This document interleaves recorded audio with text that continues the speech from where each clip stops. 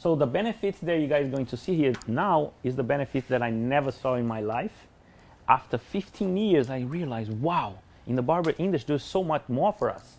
So we can make people feel good and look good. We can connect with people, networking with them. Like, I think you cut a lot of baseball players, or Grandes Ligas is the barbershop that I worked for.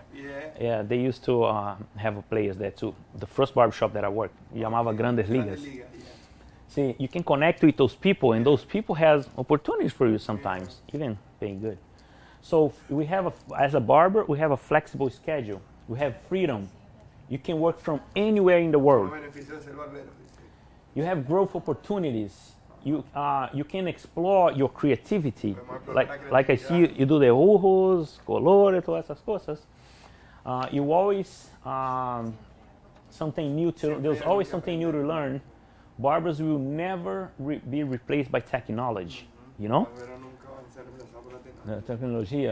We have fast return in our investment. We work in a dynamic place where there's different cultures, dialects, and people, colors, and genders, and we have a good income. This is not a heavy type of work. Either we stay all day long in our foot, but that's not a construction. That's not doing roofing, right?